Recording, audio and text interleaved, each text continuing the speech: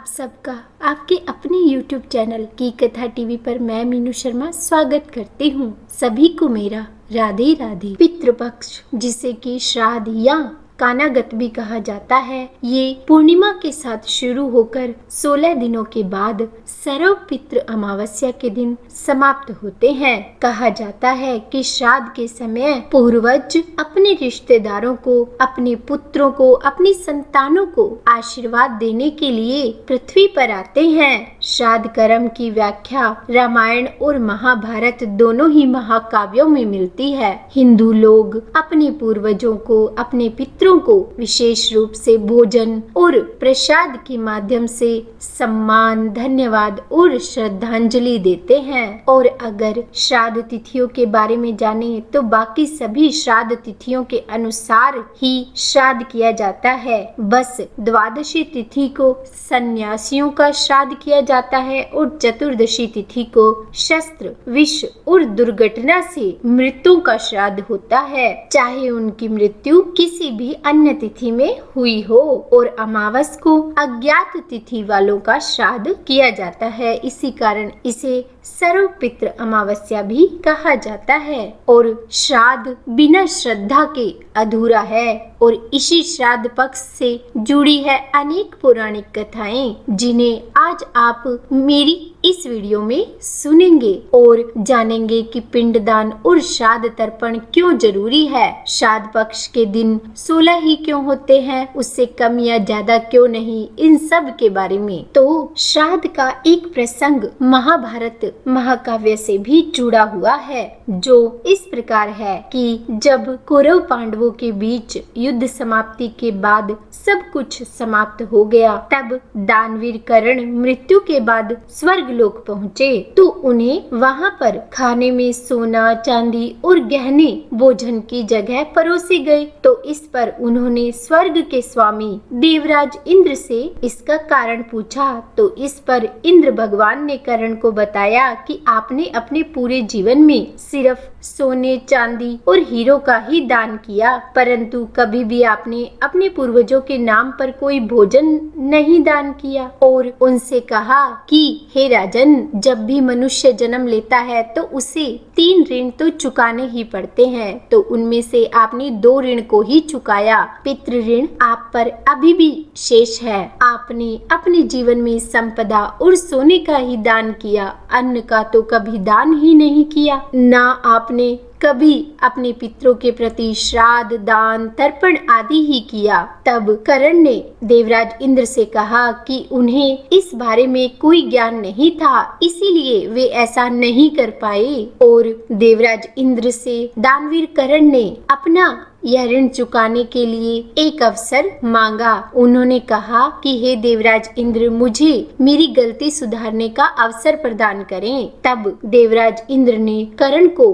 पृथ्वी पर 16 दिनों के लिए वापस भेजा, जिन 16 दिनों में कर्ण ने भोजन दान किया तथा अपने पूर्वजों का तर्पण किया। और ये 16 दिन पूर्णिमा तथा अश्विन माह के 15 दिन यानी कि अमावस्या तक थे। तो इसी वजह से इन 16 दिनों को ही पितृपक्ष या फिर श्राद्ध पक्ष कहा गया है। और यही कारण है कि केवल साल भर में इन्हीं 16 दिनों की अवधि में हम अपने पितरों को याद करके उनके नाम से जलांजलि, पिंडदान, श्राद्ध, तर्पण आदि काम करते हैं। और ऐसी मान्यता भी है कि इन 16 दिनों में यदि पितरों के नाम से दान पुण्य किया जाए तो यमलोक में या फिर नरक लोक में या फिर स्वर्ग लोक में गए पितरों की आत्मा को मोक्ष मिलता है। और अब सुनते हैं एक और श्राद्ध पक्ष से जुड़ी हुई पौराणिक कथा, जिसके अनुसार जोगे और भोगे 2 भाई थे। दोनों अलग अलग रहते थे। जोगे धनी था और भोगे गरीब था, पर फिर भी दोनों में बहुत अधिक प्रेम था। जोगी की पत्नी को अपने धन का बहुत अधिक अभिमान था, किंतु भोगे की पत्नी बहुत ही सरल हृदय की थी। और जब पितृपक्ष आया तो पितृपक्ष के आने पर जोगी की पत्नी ने जोगे से पितरों का श्राद्ध करने के लिए कहा। तो जोगे ने इसे व्यर्थ का कार्य समझा और वह इसे टालने की चेष्टा करने लगा। तो जोगी की पत्नी ने उसे समझाया कि यदि आप ऐसा नहीं करोगे तो लोग बातें बनाएंगे, और फिर उसे अपने मायके वालों को दावत पर बुलाने और अपनी शान दिखाने का भी यह बहुत अच्छा अवसर लगा। तो इसीलिए वह जोगी से बोली कि आप शायद मेरी परेशानी की वजह से ऐसा कह रहे हैं, परंतु इसमें मुझे कोई परेशानी नहीं होगी। मैं भोगे की पत्नी को यहाँ बुला लूंगी और हम दोनों मिलकर सारा काम कर लेंगी। और फिर उसने जोगी को अपने पीहर न्योता देने के लिए भेज दिया। और अगले दिन जिस दिन श्राद्ध था, उस दिन जोगी की पत्नी के बुलाने पर भोगे की पत्नी सुबह ही उसके घर आकर काम में जुट गई। उसने रसोई तैयार की, अनेक प्रकार के पकवान बनाए और फिर सभी कामों को खत्म करके अपने घर आ गई, क्योंकि उसे अपने घर भी पितरों का श्राद्ध तर्पण करना था। और इस अवसर पर न तो जोगी की पत्नी ने उसे रोका और न ही वह खुद रुकी। और फिर जब दोपहर हुई तो पितृ भूमि पर उतरे। जोगे भोगे के पितृ पहले जोगी के यहाँ गए तो क्या देखते हैं कि जोगी के ससुराल वाले वहाँ तो भोजन पर जुटे हुए हैं और पितरों के श्राद्ध तर्पण के लिए उन्होंने कुछ भी नहीं किया, वे तो स्वयं ही खा रहे हैं। निराश होकर जब भोगे के यहाँ पितृ गए तो वहाँ उन्होंने क्या देखा कि मात्र पितरों के नाम पर अग्यारी दे दी गई है। तो पितरों ने उसकी राख चाटी और भूखे ही नदी के तट पर आ गए। और फिर जब थोड़ी देर में सारे पितृ इकट्ठे हुए तो अपने अपने यहाँ के श्राद्ध की बड़ाई करने लगे। जोगे भोगे के पितरों ने भी अपनी आप बीती सुनाई और फिर वे सोचने लगे कि जोगी के पास सब कुछ था, फिर भी उसने हमारे नाम पर कुछ भी नहीं किया, परंतु भोगे ने जितना उसमें सामर्थ्य था उतना तो किया। तो अगर उसमें और सामर्थ्य होता तो शायद आज हमें भूखा न रहना पड़ता, क्योंकि भोगे के घर में तो 2 टाइम की रोटी भी खाने को नहीं मिलती। और यह सब सोचकर उन्हें भोगे पर दया आ गई और अचानक वे नाच नाच कर गाने लगे कि भोगे के घर धन हो जाए, भोगे के घर धन हो जाए। जब शाम हुई तो भोगे के बच्चों को कुछ भी खाने को नहीं मिला था, क्योंकि उनके घर में उस दिन कुछ था ही नहीं। तभी तो भोगे की पत्नी ने अग्यारी रखी थी पितरों के नाम पर। तो जब बच्चे अपनी माँ से बोले कि माँ भूख लगी है, तो उन्हें टालने की गरज से भोगे की पत्नी ने कहा कि जाओ, आंगन में होदी औंधी रखी हुई है, उसे जाकर खोल लो और जो कुछ मिले बांट कर खा लेना। जब बच्चे वहां पहुंचे तो उन्होंने देखा कि होदी तो मोहरों से भरी पड़ी है। तब वे दौड़े दौड़े अपनी माँ के पास आए और अपनी माँ को होदी के बारे में बताया। तब भोगे की पत्नी जल्दी से आंगन में गई और जब उसने यह सब कुछ देखा तो वह भी हैरान रह गई। इस प्रकार भोगे भी अमीर हो गया, मगर धन पाकर वह घमंडी नहीं हुआ। जब दूसरे साल पितृपक्ष आया तो श्राद्ध के दिन भोगे की पत्नी ने 56 प्रकार के व्यंजन बनाए और ब्राह्मणों को बुलाकर श्राद्ध किया और उन्हें भोजन कराया, दक्षिणा दी। जेठ जेठानी को भी सोने चांदी के बर्तनों में भोजन कराया, जिससे पितृ बड़े प्रसन्न हुए और तृप्त हुए। चलिए अब सुनते हैं श्राद्ध पक्ष से जुड़ी हुई एक और कथा को, जिसके अनुसार प्राचीन समय की बात है। 2 भाई बहन थे, दोनों का ही विवाह हो चुका था और दोनों के 2 बेटे भी थे, परंतु बहन विवाह के बाद जल्दी ही विधवा हो गई और जिसके कारण वह अपने भाई के घर में रहने लगी। पर इस बात से उसकी भाभी बहुत ही नाराज रहती थी। उसे बिल्कुल भी पसंद नहीं था कि उसकी ननद वहाँ रहे। और ऐसे में जब पितृपक्ष आया तो भाई कहने लगा कि मैं पितरों के तर्पण और पिंडदान करने गंगा जी पर जा रहा हूँ। और ऐसा कहकर वह गंगा जी के लिए चला गया। भाई के जाते ही भाभी ने बाहर खेत में ननद और उसके बच्चों के लिए झोपड़ी डलवा दी। अब वह ननद अपने बच्चों के साथ उस झोपड़ी में रहने लगी। वह ननद सुबह शाम अपने भाई के घर जाती, उसके घर का सारा काम करती और फिर बदले में भाभी उसे बचा कुचा खाने को दे देती। और जब भी वह अपने भाभी के घर से आती तो आटा छानने वाला कपड़ा अपने साथ ले आती और घर आकर उस आटे में सने कपड़े को पानी में घोलकर चूल्हे पर चढ़ा देती और जब वह पक जाता तो वह अपने बच्चों को खीर कहकर खाने को दे देती और उसे बच्चे खा लेते और ऐसे ही समय बीतने लगा। पर एक दिन भाभी ने उसे वह कपड़ा ले जाते हुए देख लिया तो बोली कि ये आटे का कपड़ा कहाँ लेकर जा रहे हो, इसे भी यहीं छोड़ जाया करो। और फिर उसने वैसा ही किया और उस दिन भाभी ने उसे बचा कुचा खाना भी नहीं दिया। बोली कि कल माँ का श्राद्ध है तो बिना बुलाए मत आना। हाँ, आंगन में लगा अगर यह पीपल का पेड़ अपनी जगह से हिले तो आ जाना। यह सुनकर बहन बहुत ही दुखी हुई और रोती रोती अपनी झोपड़ी में आ गई। जब बच्चों ने माँ को देखा तो बोले कि माँ भूख लगी है, कुछ खाने को दो। तो माँ बोली कि आज हम सबका उपवास है, इसलिए आज भूखे ही सो जाओ।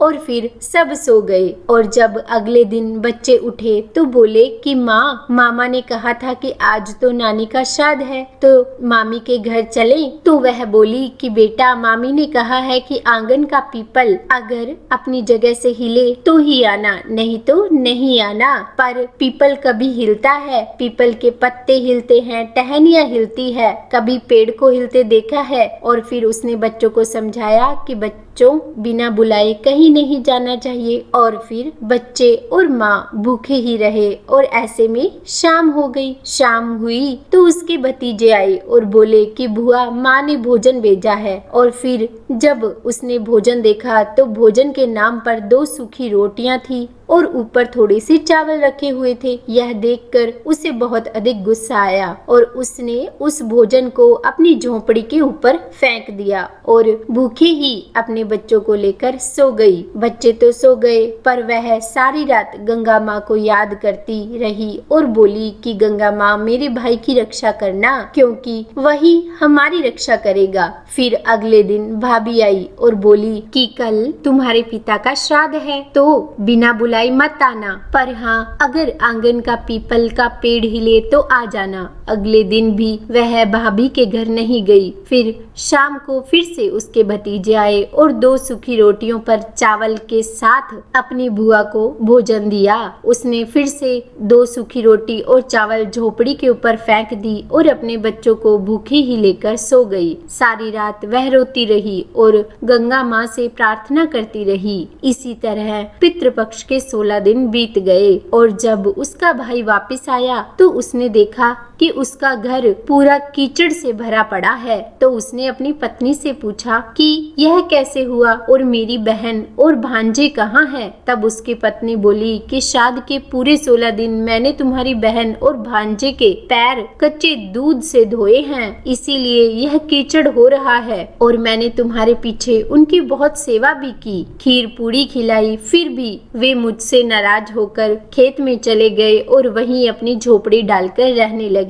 और यह सब सुनकर भाई खेत पर पहुंचा तो उसने देखा कि वहां तो कोई झोपड़ी है ही नहीं, बल्कि वहां तो एक आलीशान महल बना हुआ है जिसके आंगन में उसके भतीजे खेल रहे हैं। तो उसने जाकर अपनी बहन से कहा कि बहन, तुम यहाँ अकेली क्यों रह रही हो? तब उसने अपने भाई को सारी बात बताई और बोली कि भाई, जो तेरे आंगन में कीचड़ है वो कच्चे दूध से नहीं बल्कि भाभी के व्यवहार से, जो मैं पूरे श्राद्ध के दिनों में रोती रही, उन आंसुओं का कीचड़ है। माता पिता के श्राद्ध पर भाभी ने मुझसे कहा कि अगर पीपल का पेड़ हिले तो आ जाना, नहीं तो बिना बुलाए मत आना। पीपल का पेड़ तो हिला नहीं, इसीलिए हम भी नहीं गए और शाम को हमें 2 सूखी रोटी और उस पर चावल रखकर भाभी ने भिजवा दिए, जिसे गुस्से में आकर मैंने झोपड़ी के ऊपर फेंक दिया। पर माता पिता के आशीर्वाद से और माँ गंगा की कृपा से सूखी रोटियां सोने में और चावल हीरे मोतियों में बदल गए।